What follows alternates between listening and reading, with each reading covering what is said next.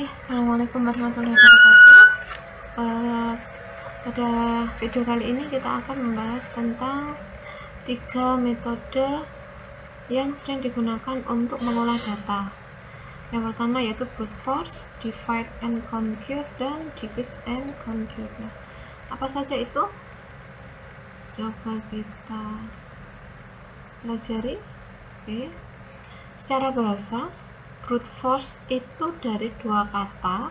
Brute artinya kasar, kemudian force artinya memaksa.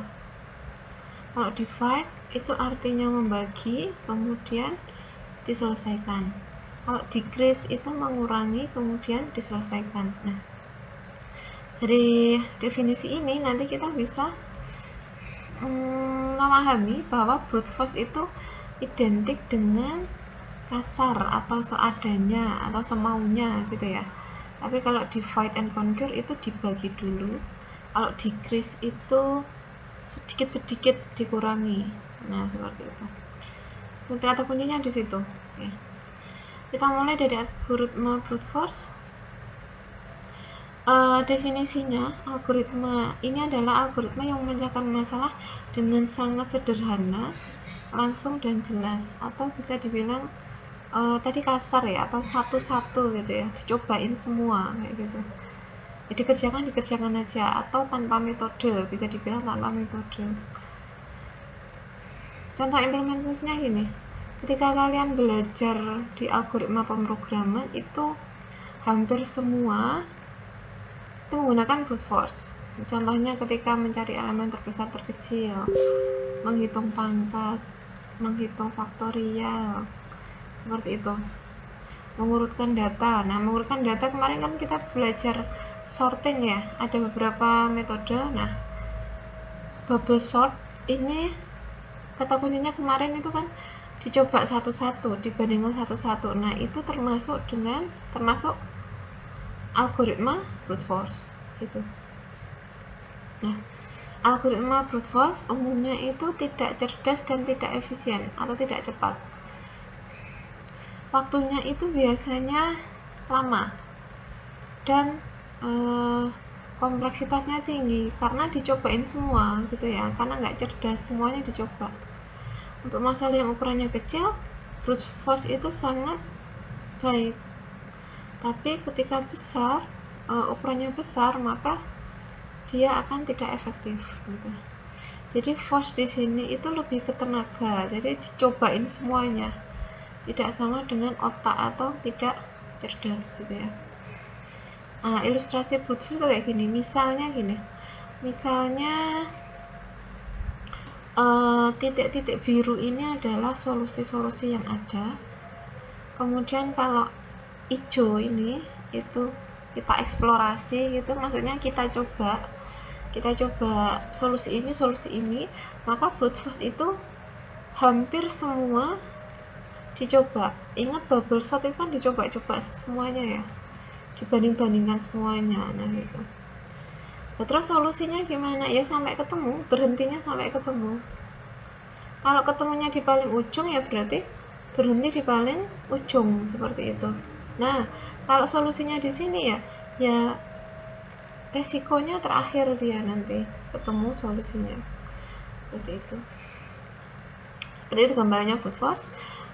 Contoh kasusnya adalah mencari elemen terbesar, sequential search, menghitung pangkat, menghitung faktorial, menemukan faktor bilangan bulat, uji bilangan prima, bubble sort, nah selection sort, nah seperti itu contohnya. Oke. Saya yakin semuanya sudah pernah dicoba saat algoritma pemrograman. Nanti beberapa kita coba ya saat praktikum ya. Kemudian yang kedua yaitu divide and conquer. Dari sejarahnya, divide and conquer itu adalah istilah pada strategi militer yang dikenal dengan divide and impress. Jadi kita bagi-bagi gitu ya, dibagi-bagi, habis itu dieksekusi.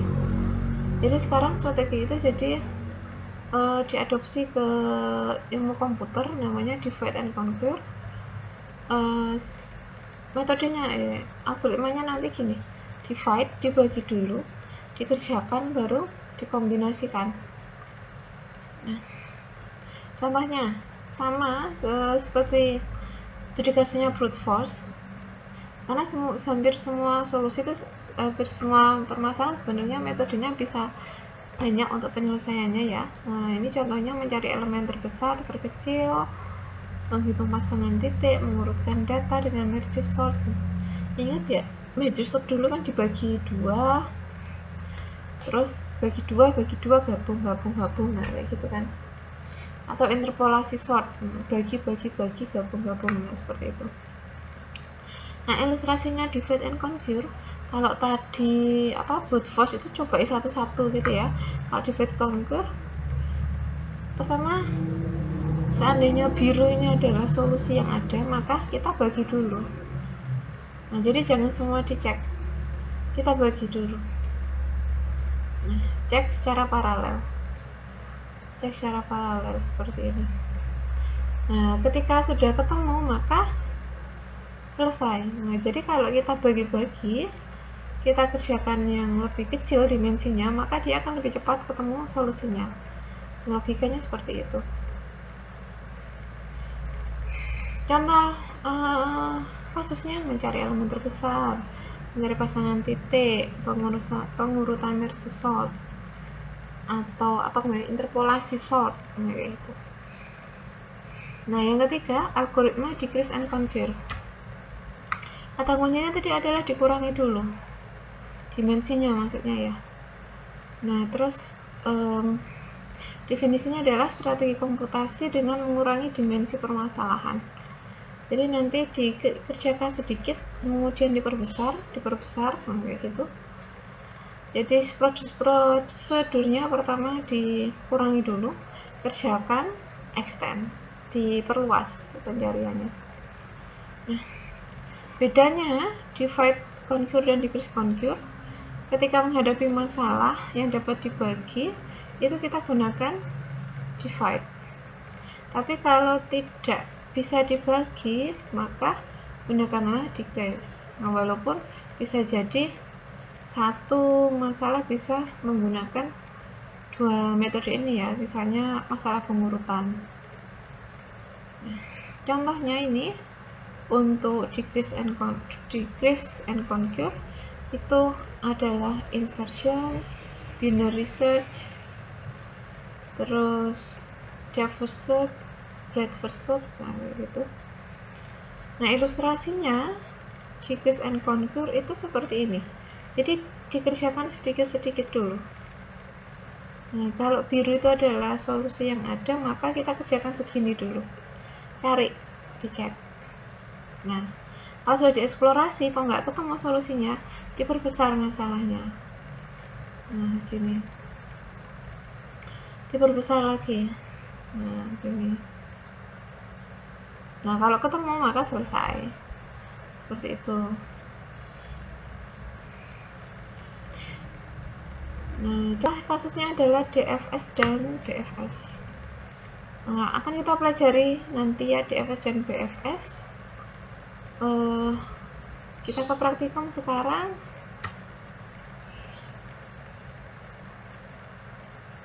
Nah, berhubung tadi contoh kasusnya itu yang bisa sama dengan menggunakan 3 metode ini adalah sorting, maka kita kerjakan sorting aja ya.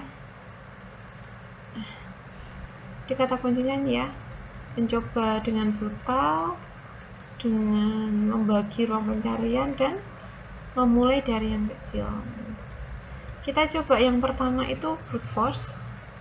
Brute force kita gunakan bubble sort ya. Nah, copy aja dari praktikum 1.